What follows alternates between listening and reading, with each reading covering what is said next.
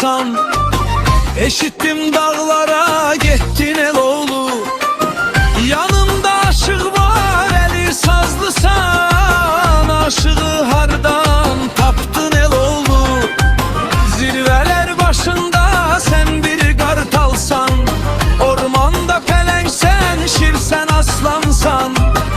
Eğer şan düğeye çaşıp kalksan, benden bir salam de salam Eloğlu. Şam düğeden Serxan dağa enende, Serxandan ben eğri qara gedende, eğri qarda əmlik kuzu yeyende, İsterdim oradan çıxam Eloğlu.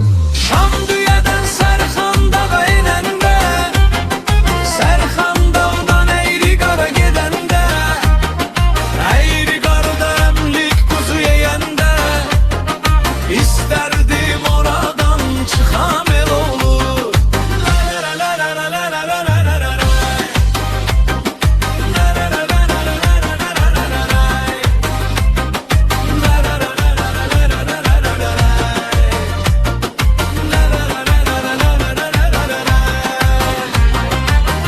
Derelerden duman dağa sürünür, közünün tüstüsü buradan görünür.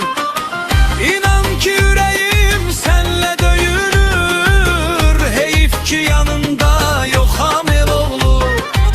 Dağlardan enende nişan saklarsan, aşık qadanalım dastan bağlarsan. Oturup şimdi de beni ağlarsan, çünkü şimdilerde yoxam Eloğlu. Şam düğeden Serxan dağa enende, Serxandan mən eğri qara gedende, eğri qarda əmlik kuzu yeyende, İsterdim oradan çıxam Eloğlu.